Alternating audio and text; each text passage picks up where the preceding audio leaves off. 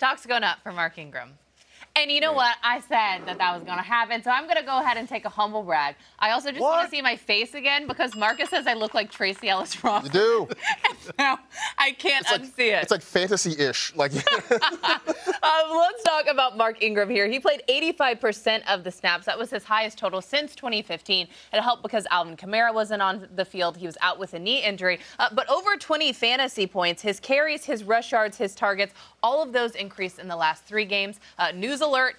The New Orleans Saints are a little bit better than the Houston Texans, so this means good things for Mark Ingram rest of season. It's good to see Mark Ingram back in our fantasy lives. Also good to see Antonio Gibson back doing things. And this was, it's a positive surprise, but definitely a surprise because I expected this to be a negative game script and that the Washington football team would be throwing it to J.D. McKissic. But instead, they had a lead. They were able to grind it out in the second half. Gibson gets a season high in carries, season high in touches, season high in fantasy points. Now, on top of it, he's got a pretty favorable schedule for the next few weeks. He's got the Panthers, the Seahawks, and the Raiders. So maybe we can see Gibson sort of become that guy that you probably spent a second or third round pick on. He's Washington CMC, I thought, but that was a good game. But I want to talk about Ryan Tannehill for a moment.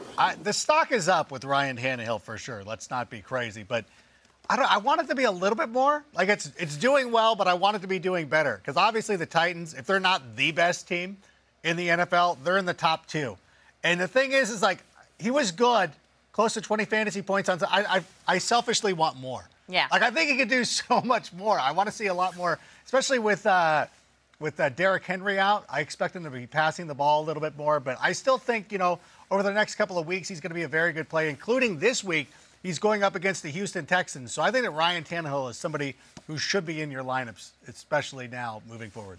Can feast against Houston. A guy who feasted the only guy on his team, Derrick Johnson, does it again as the focal point of the Browns offense. The problem is no other skill player on the Browns had a decent day. 22.7 points. He's just too good to not give the ball. He's going to be a factor, I think, even when Nick Chubb comes back and is healthy. So good for Derrick Johnson, but everything can't go up. There has to be balance in the universe and the force, Kimmy, whose stock's down. This is a personal one, and it's hard for me to say it, but the stock's gone down on TJ Hockenson. I'm sorry. Whoa. I know. Whoa. It's not his fault, though. Let me just say that. I think this is more so a quarterback situation. You see right here. Oh, okay, I will. Only one passing touchdown in the last 5 games combined. That's a TJ Hockenson issue. You're not going to be welcome back to Ames anytime soon. Don't even go there.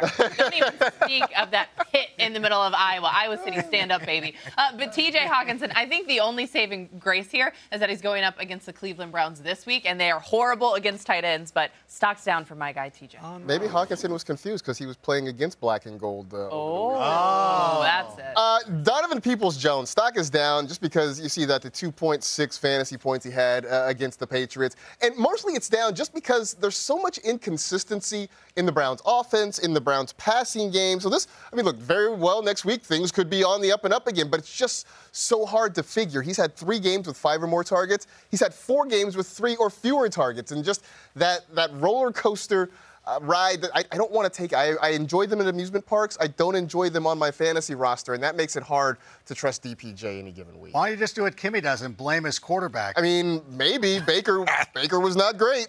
Let's talk about Justin Fields. No, I'm kidding. Oh, my God. No reason for that. Let's talk about Matt Ryan. But you know what? Don't blame his quarterback because – oh, wait, he is the quarterback.